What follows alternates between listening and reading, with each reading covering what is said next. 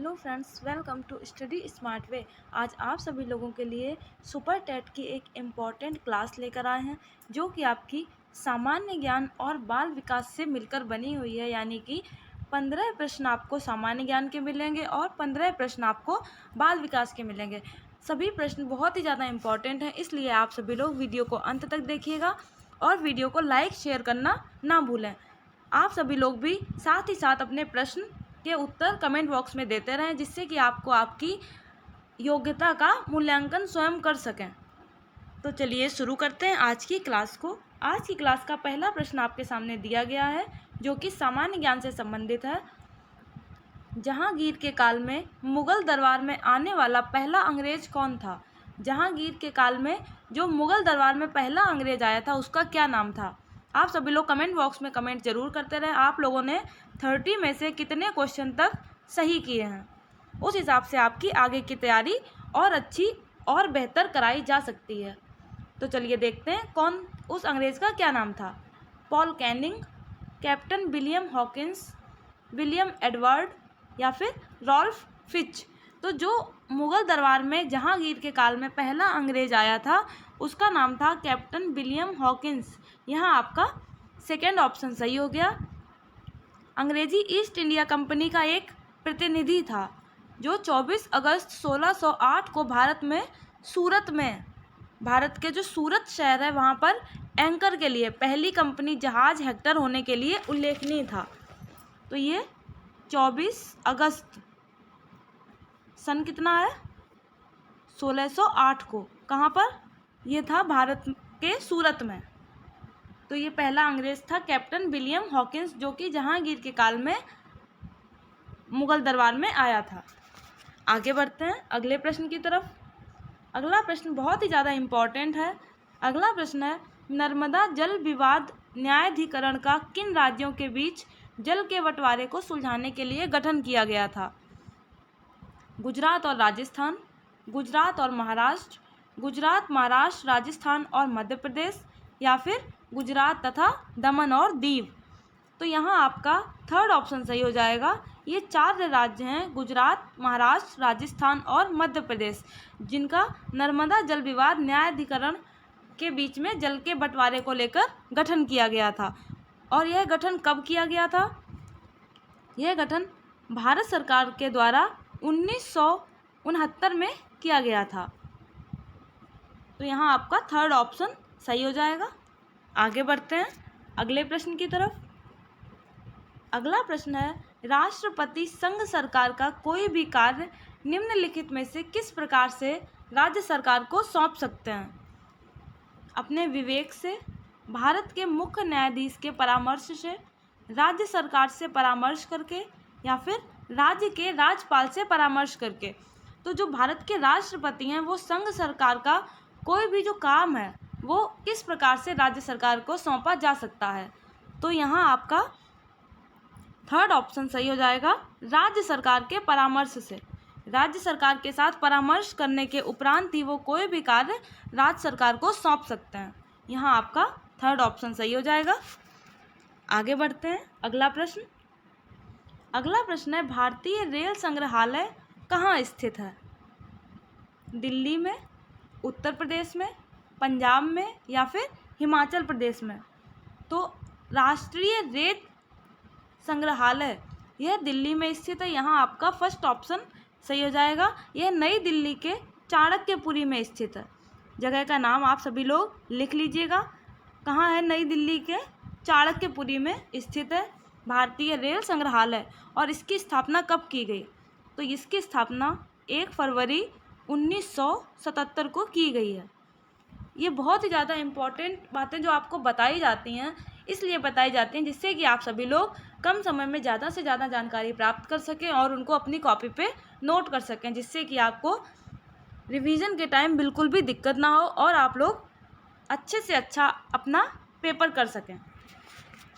तो ये सभी चीज़ें ज़रूर नोट कर लिया करिए और इनका डेली रिवीजन ज़रूर करते चलें। आपसे डेली ये बात कही जाती है, तो आप लोग इनका रिवीजन ज़रूर करते चलें। तो भारतीय रेल संग्रहालय नई दिल्ली में चाणक्यपुरी में स्थित है। इसकी स्थापना 1 फरवरी 1977 को की गई। आगे बढ़ते हैं अगले प्रश्न की तरफ। अगला प्रश्न है, निम्नलिखित में से क्या अजंता गुफाओं के संबंध में सही नहीं है? आपके सामने ऑप्शन दिए गए हैं जिनमें कि कोई भी 3 ऑप्शन वो अजंता की गुफाओं से संबंधित है और जो नहीं संबंधित है वो पूछा गया है। तो चलिए देखते हैं कौन सा संबंधित नहीं है।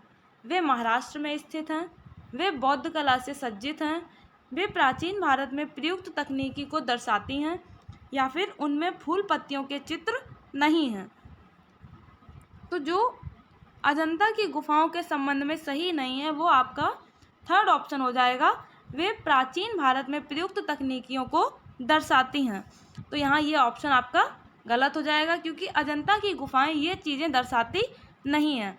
अजंता की गुफाएं महाराष्ट्र में स्थित हैं, ये सही है। यह बौद्ध कला से सज्जित हैं, यह भी सही है। कभी कभी एग्जाम में पूछ लिया जाता है कि 29 चट्टानों को काट कर कौन सा बौद्ध स्मारक गुफाएं बनाई गई हैं। तो ये अजंता की गुफाएं कितनी चट्टानों को काटकर 29 चट्टानों को काटकर इनको बनाया गया है और ये महाराष्ट्र में स्थित हैं और इनमें फूल पत्तियों के चित्र नहीं हैं क्योंकि यह एक बौद्ध स्मारक है। तो यहाँ आपका ये थर्ड ऑप्शन सही हो जाएगा। आगे बढ़ते हैं अगले प्रश्न की तरफ। अगला प्रश्न है, आर्य समाज के संस्थापक कौन थे? आचार्य नरेंद्र देव, दयानंद सरस्वती, राजा राम मोहन राय, आचार्य विनोबा भावे। तो आर्य समाज के संस्थापक थे दयानंद सरस्वती। यहाँ आपका सेकेंड ऑप्शन सही हो जाएगा। इन्होंने आर्य समाज की स्थापना 1857 में की थी। 1857 में मुंबई के मथुरा के एक स्वामी थे, स्वामी बिरजानंद, उनकी प्रेरणा से इन्होंने आर्य समाज की स्थापना की थी। सन है 1857 में। और यह क्या था, इसकी स्थापना का प्रमुख उद्देश्य क्या था? तो वो था हिंदू सुधार आंदोलन। ये आप लोग ज़रूर लिख लें कि इसकी स्थापना के पीछे जो उद्देश्य था वो क्या था। तो वो था हिंदू सुधार आंदोलन। आगे बढ़ते हैं अगला प्रश्न। अगला प्रश्न है, एनेस्थेटिक्स के रूप में निम्नलिखित में से क्या प्रयोग किया जाता है? आप लोगों ने सुना होगा एनेस्थीसिया, उसी से संबंधित है ये। तो इसके प्रयोग के लिए किस गैस का प्रयोग किया जाता है? N2, N2O, CO2 या फिर CH4? तो यहाँ आपका सेकेंड ऑप्शन सही हो जाएगा, N2O। N2O जो है इसका प्रयोग किया जाता है एनेस्थेटिक्स के रूप में और इसको NOx भी कहा जाता है, NOx भी कहा जाता है। यह एक अकार्बनिक यौगिक है और यहाँ आपका ये सेकेंड ऑप्शन सही हो जाएगा। आगे बढ़ते हैं अगला प्रश्न। अगला प्रश्न है, लौंग किससे प्राप्त होती है? बहुत ही ज़्यादा इम्पॉर्टेंट प्रश्न है ये। कई बार इस तरह के प्रश्न आपके पूछ लिए जाते हैं, जीके में भी पूछ सकते हैं और आपके साइंस में भी पूछा जा सकता है। लौंग किससे प्राप्त होती है? जड़ से, तना से, पत्तियों से या फिर फूल की कली से? तो यहाँ आपका फोर्थ ऑप्शन सही हो जाएगा, फूल की कली से।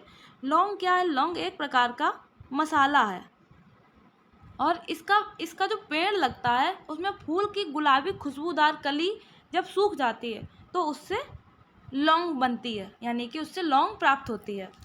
तो लौंग किससे प्राप्त होती है? तो ये फूल की कली से प्राप्त होती है। यहाँ आपका फोर्थ ऑप्शन सही हो जाएगा। आगे बढ़ते हैं अगला प्रश्न। अगला प्रश्न है, दक्षिण गंगोत्री क्या है? दक्षिण गंगोत्री क्या है? आंध्र प्रदेश में नदी घाटी, अंटार्कटिका में स्थित स्वचालित स्टेशन, गंगा नदी का दूसरा स्रोत या फिर भारतीय समुद्र में स्थित द्वीप?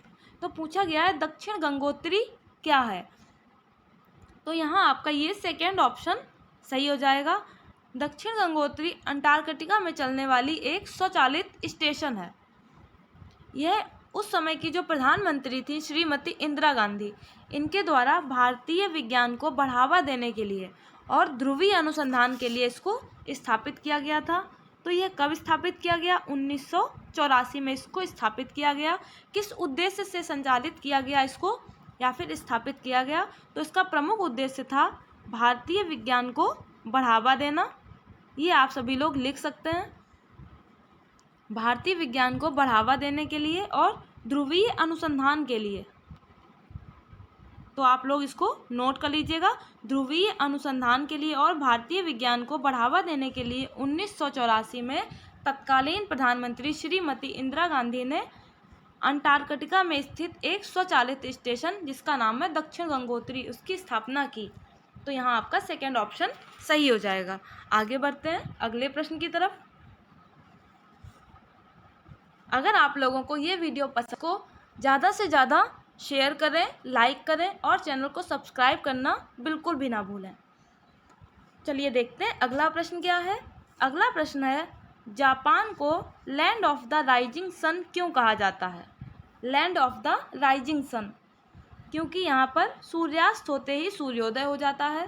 जापान में दिन भर सूर्य आकाश में पूर्व दिशा में ही रहता है। क्योंकि जापान विश्व में ऐसा देश है जो पूर्व में सबसे अंतिम छोर पर है, अतः वहाँ सूर्योदय सबसे पहले होता है। या फिर सूर्य की किरणें समुद्र के जल से अपवर्तित होकर जापान में सूर्योदय को अत्यधिक सुंदर बना देती हैं।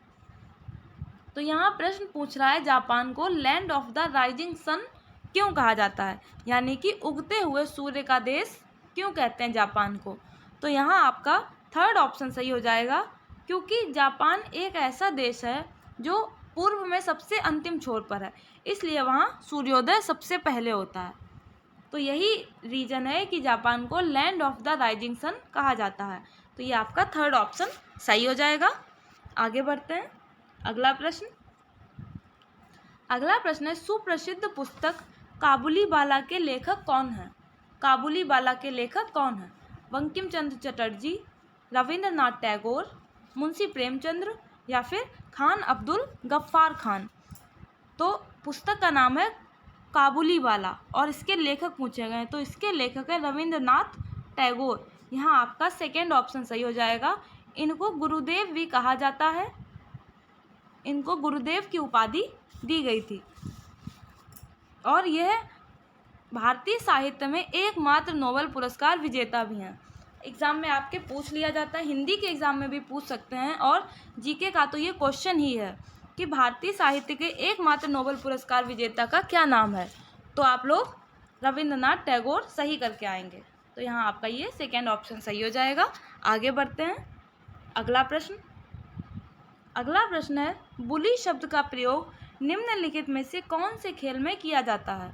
बुली शब्द का क्रिकेट में, हॉकी में, बैडमिंटन में या फिर टेनिस में? तो बुली शब्द का प्रयोग किया जाता है हॉकी के खेल में। यहाँ आपका सेकेंड ऑप्शन सही हो जाएगा। और क्यों किया जाता है तो वो भी आपको बता देते हैं। किसी को चोट लगने पर या फिर तकनीकी कारण के वजह से जब खेल रुक जाता है तो दोनों बातों पर एक एक पेनल्टी दी जाती है, या फिर जो प्लेयर होते हैं वो कपड़ों में गेंद के उलझने पर खेल को दोबारा से शुरू करने के लिए इस शब्द का प्रयोग करते हैं। बुली शब्द का प्रयोग खेल को दोबारा शुरू करने के लिए किया जाता है। तो ये आप लोग लिख सकते हैं, इम्पॉर्टेंट है ये, क्योंकि आपके एग्ज़ाम में इस तरह से पूछ लिया जाता है कि खेल को दोबारा शुरू करने के लिए किस शब्द का प्रयोग किया जाता है। तो वो है बुली, और किस में किया जाता है तो वो हॉकी है। यहाँ आपका सेकेंड ऑप्शन सही हो जाएगा। आगे बढ़ते हैं अगले प्रश्न पर। अगला प्रश्न है, बारूद का आविष्कार किया था। बारूद का आविष्कार किसने किया था? रोजन बेकन ने, कोल्ट ने, सीवी रमन ने या फिर डॉक्टर गैटिंग ने? तो बारूद का आविष्कार जिसने किया था वो है रोजन बेकन। तो यहाँ आपका फर्स्ट ऑप्शन सही हो जाएगा। और इन्होंने बारूद का आविष्कार किया था अंग्रेज़ों के द्वारा यूनान के युद्ध में, जो कि 1345 में हुआ था। अंग्रेज़ों का युद्ध हुआ था यूनान के साथ, उसी में इन्होंने बारूद का आविष्कार किया था। आगे बढ़ते हैं अगले प्रश्न की तरफ। अगला प्रश्न है, लौहमयता एक रोग है जो श्वास के साथ निम्नलिखित में से क्या अंदर लेने से होता है? सिलिका धूल, लौह धूल, जस्ता या जिंक धूल या फिर कोयला धूल? तो लौहमयता जो रोग है वो श्वास के साथ लौह धूल को अंदर लेने से हो जाता है। यहाँ आपका सेकेंड ऑप्शन सही हो जाएगा। अधिक लौह जब शरीर के विभिन्न अवयवों में इकट्ठा होने लगता है तो वो फेफड़ों में हो जाता है, उसको सिडोरिस रोग कहते हैं। उस रोग का नाम है सिडोरिस, और इसमें सांस लेने में बहुत ही ज़्यादा तकलीफ होती है। इससे जो रोगी होता है उसकी मृत्यु भी हो सकती है। तो यहाँ आपका सेकेंड ऑप्शन सही हो जाएगा। लौह धूल को श्वास के साथ अंदर लेने से लौह महता रोग हो जाता है, जिसको सिडोरिस भी कहा जाता है। और यह जब शरीर के कई जगहों पर इकट्ठा हो जाता है तो वो फेफड़ों में सांस लेने में तकलीफ उत्पन्न करता है। आगे बढ़ते हैं अगले प्रश्न की तरफ। अगला प्रश्न है, दोआब का क्या मतलब है? दोआब, दो पर्वतों के बीच की भूमि, दो झीलों के बीच की भूमि, दो नदियों के बीच की भूमि, या फिर दो समुद्रों के बीच की भूमि। तो दोआब का अर्थ होता है दो नदियों के बीच की भूमि। यहाँ आपका थर्ड ऑप्शन सही हो जाएगा। दो नदियों के बीच के क्षेत्र को दोआब कहते हैं। यह दो और आब से मिलकर बना है दोआब। जैसे कि आप लोगों ने सुना होगा, गंगा और यमुना के जो बीच का क्षेत्र होता है उसको दोआब कहा जाता है। तो दोआब का अर्थ है दो नदियों के बीच की भूमि। अब यहाँ आपका सामान्य ज्ञान का सेट खत्म होता है। अब आपके लिए बाल विकास से संबंधित कुछ प्रश्न बताएंगे। आप लोगों को वीडियो को लाइक और शेयर ज़रूर करना है और चैनल को सब्सक्राइब करना बिल्कुल भी नहीं भूलना है। तो चलिए शुरू करते हैं अब बाल विकास के प्रश्नों को। पहला प्रश्न है बाल विकास का पहला और इस वीडियो का 16वां प्रश्न। जो बालक स्कूल के जीवन के मध्य में अपनी आयु स्तर की कक्षा से एक नीचे की कक्षा का कार्य करने में असमर्थ होता है, वह किस तरह का बच्चा कहलाता है? पिछड़ा बालक, मानसिक रूप से मंद बालक, समस्यात्मक बालक, या फिर मादक द्रव्य का सेवन करने वाला बालक। तो जो बच्चा जिस क्लास में पढ़ रहा होता है उससे एक क्लास नीचे वाला काम करने में अगर असमर्थ होता है तो वह बच्चा मानसिक रूप से मंद बालक कहलाता है। यहाँ आपका सेकेंड ऑप्शन सही हो जाएगा। मानसिक रूप से जो मंद बच्चा होता है वो अपनी आयु स्तर की कक्षा से एक नीचे की कक्षा का कार्य करने में असमर्थ होता है, यानी कि वो मानसिक रूप से उतना विकास नहीं हो पाता है उसका, इसलिए वो मानसिक रूप से मंद बालक की श्रेणी में आ जाता है। मानसिक मंदता जो होती है वो एक प्रकार का मानसिक विकार होता है जिसमें बालक में समायोजन की क्षमता का विकास बहुत कम हो पाता है, जिसके कारण उसकी अधिगम क्षमता पर उसका असर भी पड़ता है। तो यहाँ आपका ये सेकेंड ऑप्शन सही हो जाएगा। आगे बढ़ते हैं अगले प्रश्न पर। अगला प्रश्न है, निम्न में से कौन सा विशिष्ट अधिगम विकलांगता का उदाहरण है? विशिष्ट अधिगम विकलांगता से कौन सा उदाहरण संबंधित है? मानसिक मंदता, dyslexia, attention deficit hyper disorder, या फिर ऑटिज्म। तो जो विशिष्ट अधिगम विकलांगता से संबंधित उदाहरण है वो यहाँ पर डिसलेक्सिया हो जाएगा। ये आपका सेकेंड ऑप्शन सही हो जाएगा। डिसलेक्सिया एक मानसिक विकार है और यह पठन से संबंधित है, यानी कि पढ़ने की अक्षमता से यह संबंधित है। इसमें बालक को पढ़ने में बच्चा अक्षम होता है और यह अधिगम विकलांगता के अंतर्गत आती है डिसलेक्सिया। आगे बढ़ते हैं अगला प्रश्न। अगला प्रश्न है, श्रवण बाधित बच्चों को पढ़ाने के लिए क्या प्रयुक्त की जाती है? श्रवण बाधित बच्चों को पढ़ाने के लिए किस तरह की तकनीकी प्रयोग की जाती है? ब्रेल लिपि, सांकेतिक भाषा, यंत्र, या फिर ये सभी? तो जो श्रवण बाधित बच्चे होते हैं यानी कि जिनको सुनने में समस्या होती है उन बच्चों को पढ़ाने के लिए सांकेतिक भाषा का प्रयोग किया जाता है। यहाँ आपका सेकेंड ऑप्शन सही हो जाएगा।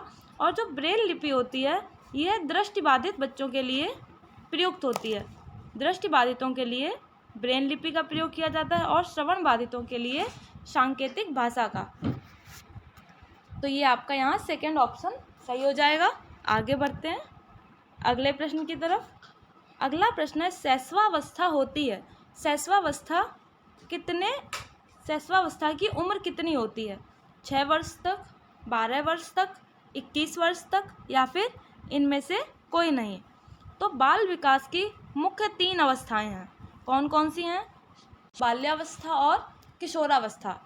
तो तो जो शैशवावस्था होती है उसकी उम्र होती है 0 से 6 वर्ष तक, और बाल्यावस्था की होती है 6 से 12 वर्ष तक, और किशोरावस्था की होती है 12 से 18 वर्ष तक। तो यहाँ आपका पूछा गया शैशवावस्था की उम्र पूछी गई है, तो ये 6 वर्ष तक। यहाँ आपका फर्स्ट ऑप्शन सही हो जाएगा। आगे बढ़ते हैं। अगला प्रश्न है अध्ययन की दृष्टि से व्यक्तिगत विभिन्नताओं का महत्व। अध्ययन की दृष्टि से व्यक्तिगत विभिन्नताओं का क्या महत्व है? विद्यार्थियों की व्यक्तिगत शिक्षण व्यवस्था, व्यक्तिगत रुचियों के अनुसार गृह कार्य देना, विद्यार्थियों का समरूप समूहों में वर्गीकरण, या फिर उपर्युक्त सभी। तो अध्ययन की दृष्टि से जो व्यक्तिगत विभिन्नताएं होती हैं उनका महत्व, यहाँ आपका थर्ड ऑप्शन सही हो जाएगा। विद्यार्थियों को समरूप समूहों में वर्गीकृत करना, यानी कि व्यक्तिगत विभिन्नता के आधार पर समान आयु वर्ग और बुद्धि स्तर के आधार पर छात्रों का वर्गीकरण किया जा सकता है। समान आयु वर्ग और बुद्धि के आधार पर बच्चों का वर्गीकरण करके उनको उसी स्थिति में पढ़ाया जा सकता है। जिस उम्र के बच्चे हैं उसी हिसाब से उनको पढ़ाया जाएगा। तो यहाँ आपका थर्ड ऑप्शन सही हो जाएगा। आगे बढ़ते हैं। अगला प्रश्न है गर्भ में बालक को विकसित होने में कितने दिन लगते हैं? 150 दिन, 280 दिन, 390 दिन, या फिर 460 दिन। तो गर्भ में बालक को विकसित होने के लिए 280 दिन की आवश्यकता होती है। यहाँ आपका सेकेंड ऑप्शन सही हो जाएगा। गर्भाधान से लेकर जन्म तक की अवस्था को गर्भावस्था कहते हैं। कब से कब तक की अवस्था को गर्भावस्था कहते हैं? तो ये होती है गर्भाधान से लेकर जन्म तक की। जब तक बच्चा जन्म नहीं ले लेता है तब तक की अवस्था को गर्भावस्था कहते हैं। और गर्भावस्था का जो समय होता है वो होता है 9 माह, यानी कि 280 दिन और 40 सप्ताह। इनको आप लोग ज़रूर नोट कर लें, बहुत ही ज़्यादा इम्पॉर्टेंट है। कभी कभी आपसे दिन ना पूछ के सप्ताह पूछ सकता है, इसलिए इन चीज़ों को बिल्कुल भी नज़रअंदाज ना करें। ये छोटी छोटी चीज़ें आपके एग्ज़ाम में पूछ ली जाती हैं और कभी कभी जल्दबाजी में या फिर कन्फ्यूज़न में ये चीज़ें गलत हो जाती हैं, जिससे कि आपके कई नंबर कट जाते हैं। तो आप लोग समझ गए होंगे कि गर्भ में बालक को विकसित होने के लिए कितने दिन लगते हैं। 280 दिन लगते हैं, 9 महीने और 40 सप्ताह। इनको ज़रूर नोट कर लें आप सभी लोग। आगे बढ़ते हैं अगले प्रश्न की तरफ। अगला प्रश्न है नवजात शिशु का भार कितना होता है? 6 पाउंड, 7 पाउंड, 8 पाउंड, या फिर 9 पाउंड। तो जो नवजात शिशु का भार होता है वो लगभग 7 पाउंड होता है। यहाँ आपका सेकेंड ऑप्शन सही हो जाएगा। 7 पाउंड यानी कि लगभग 3 किलो इसका भार होता है नवजात शिशु का, और इसकी लंबाई होती है 19.5 इंच। इस अवस्था में वो माँ के दूध पर ही निर्भर रहता है नवजात शिशु। इसका वजन होता है 7 पाउंड यानी कि 3 किलो। आगे बढ़ते हैं अगले प्रश्न की तरफ। अगला प्रश्न है विशिष्ट बालकों की शिक्षा हेतु शिक्षक को ध्यान देना चाहिए। विशिष्ट बालकों की शिक्षा के लिए शिक्षक को क्या ध्यान देना चाहिए? अपने पहनावे पर, अनुशासन पर, व्यक्तिगत आवश्यकताओं व समस्याओं पर, या फिर पाठ्यक्रम पर। तो यहाँ आपका थर्ड ऑप्शन सही हो जाएगा, व्यक्तिगत आवश्यकताओं और समस्याओं पर, जिससे कि उनका अधिगम कार्य सुगमतापूर्वक चल सके। इस प्रकार की शिक्षा में छात्र शिक्षक संबंध सौहार्दपूर्ण होना अनिवार्य होता है, जिससे कि शिक्षक बालक की आवश्यकताओं और समस्याओं को जान सकें और उनका निदान कर सकें। तो यहाँ आपका ये थर्ड ऑप्शन सही हो जाएगा। आगे बढ़ते हैं अगला प्रश्न है दृष्टि दोष से युक्त बच्चों को आकृतियों का ज्ञान देना चाहिए। जो बच्चे दृष्टि दोष से युक्त होते हैं उन बच्चों को आकृतियों का ज्ञान किस तरह से दिया जाना चाहिए? मौखिक व्याख्यान के द्वारा, त्रिआयामी आकृतियों के स्पर्श के द्वारा, क्षेत्र भ्रमण के द्वारा, या फिर उपर्युक्त में से कोई नहीं। तो जो दृष्टि दोष से युक्त बच्चे होते हैं, यानी कि जिनको ब्रेन लिपि के माध्यम से शिक्षा दी जाती है, तो यहाँ उनको आकृतियों को ज्ञान त्रिआयामी आकृतियों के स्पर्श के द्वारा दिया जाना चाहिए, जिससे स्पर्श करके उनकी पहचान कर सकें और इसी आधार पर बालकों का अधिगम कार्य हो सके। तो यहाँ आपका ये सेकेंड ऑप्शन सही हो जाएगा। आगे बढ़ते हैं। अगला प्रश्न है, निम्न में से कौन सी अक्षमता केवल जन्मजात होती है? केवल जन्मजात कौन सी अक्षमता होती है? दृष्टि दोष, श्रवण दोष, मूक बधिर या फिर मंद बुद्धि? तो यहाँ आपका फोर्थ ऑप्शन सही हो जाएगा। जो मंद बुद्धि होती है यह एकमात्र ऐसी अक्षमता है जो जन्मजात होती है। आनुवांशिक दोष के कारण बच्चे का मानसिक विकास प्रभावित होता है, इसलिए मानसिक विकास को जन्मजात माना जाता है और मंद बुद्धि अक्षमता जन्मजात होती है। तो यहाँ आपका ये फोर्थ ऑप्शन सही हो जाएगा। आगे बढ़ते हैं। अगला प्रश्न है, सीखने का क्लासिकल कंडीशनिंग सिद्धांत किसने प्रतिपादित किया? सीखने का क्लासिकल कंडीशनिंग सिद्धांत स्किनर ने, पावलोव ने, थॉर्नडाइक ने या फिर कोहलबर्ग ने? तो सीखने का क्लासिकल कंडीशनिंग सिद्धांत जो है ये पावलोव ने प्रतिपादित किया है। यहाँ आपका सेकेंड ऑप्शन सही हो जाएगा। इसे अनुकूलित अनुक्रिया सिद्धांत भी कहा जाता है, ये नोट कर लीजिएगा। इसके कई नाम हैं। अनुकूलित अनुक्रिया सिद्धांत भी इसको कहते हैं और अनुबंधित अनुक्रिया सिद्धांत भी कहा जाता है। अनुकूलित अनुक्रिया और अनुबंधित अनुक्रिया सिद्धांत भी कहते हैं और इसको क्लासिकल कंडीशनिंग सिद्धांत भी कहा जाता है, जिसका प्रतिपादन पावलोव ने किया था। आगे बढ़ते हैं। अगला प्रश्न है, संकेत अधिगम के अंतर्गत निम्नलिखित सीखा जाता है। संकेत अधिगम के अंतर्गत क्या सीखा जा सकता है? मनोविज्ञान, पारंपरिक अनुकूलन, वातावरण या फिर मनोदैहिक? तो संकेत अधिगम के अंतर्गत मनोविज्ञान को सीखा जा सकता है। यहाँ आपका फर्स्ट ऑप्शन सही हो जाएगा। आगे बढ़ते हैं अगले प्रश्न की तरफ। अगला प्रश्न है, हार्वर्ड गार्डनर द्वारा निम्न में से एक को छोड़कर बाकी सभी बुद्धि के प्रकार बताए गए। कौन सी बुद्धि इन्होंने नहीं बताई है आपके ऑप्शन में से? भाषा, सृजनात्मकता, अंतर्वैयक्तिक कौशल या फिर अंतःवैयक्तिक कौशल? तो हार्वर्ड गार्डनर ने एक सिद्धांत दिया है जिसका नाम है बहुबुद्धि सिद्धांत। इनके सिद्धांत का नाम है बहुबुद्धि सिद्धांत, जिसमें कई तरह की बुद्धियों का इन्होंने उल्लेख किया है और इसके अंतर्गत सृजनात्मकता बुद्धि का किसी प्रकार का नहीं बताया गया। तो यहाँ आपका सेकेंड ऑप्शन सही हो जाएगा। सृजनात्मकता जो है वो हार्वर्ड गार्डनर के द्वारा बताई गई नहीं है। तो ये आपका सेकेंड ऑप्शन सही हो जाएगा। आगे बढ़ते हैं अगले प्रश्न की तरफ। अगला प्रश्न है, व्यक्तिगत विभिन्नताओं के मापन की सर्वोत्तम प्रणाली मापनी है। व्यक्तिगत विभिन्नताओं के मापन की सर्वोत्तम मापनी कौन सी है? नमित मापनी, अंतराल मापनी, क्रम सूचक मापनी या फिर समानुपाती मापनी? तो यहाँ आपका सेकेंड ऑप्शन सही हो जाएगा, अंतराल मापनी। अंतराल मापनी के द्वारा वैयक्तिक विभिन्नताओं का परीक्षण सर्वोत्तम तरीके से और त्रुटि रहित होता है। सर्वोत्तम और त्रुटि रहित होता है अंतराल मापनी के अंतर्गत। तो ये आपका सेकेंड ऑप्शन सही हो जाएगा। अगला प्रश्न है, एक बालक जो शारीरिक दोषों से ग्रस्त है उसमें उत्पन्न होती है किस तरह की भावना उसके अंदर उत्पन्न होती है जो शारीरिक दोषों से ग्रस्त है? संवेगात्मक स्थिरता, अच्छी आदतें, मिथ्याभिमान या फिर हीनता की भावना? तो जो शारीरिक दोष से ग्रस्त होते हैं बालक, वो मनोवैज्ञानिक रूप से दबाव महसूस करते हैं, जिसके परिणाम स्वरूप उनमें हीनता की भावना जागृत हो जाती है और इससे उनका अधिगम प्रभावित होता है। तो ये आपका फोर्थ ऑप्शन सही हो जाएगा। जो बच्चे शारीरिक रूप से थोड़े बहुत ग्रस्त होते हैं उनमें लगता है कि वो दूसरे बच्चों की तरह नहीं है, इसलिए वो खुद में हीनता की भावना का विकास कर लेते हैं, जिससे कि उनकी पढ़ाई कई तरीके से प्रभावित हो जाती है। तो यहाँ आपका ये फोर्थ ऑप्शन सही हो जाएगा। आज के प्रश्नों की आपकी श्रृंखला यहाँ समाप्त होती है। अगर आप लोगों को वीडियो पसंद आई हो तो इसको लाइक करें, ज़्यादा से ज़्यादा शेयर करें और चैनल को सब्सक्राइब करना बिल्कुल भी ना भूलें। Thank you. जय हिंद, जय भारत।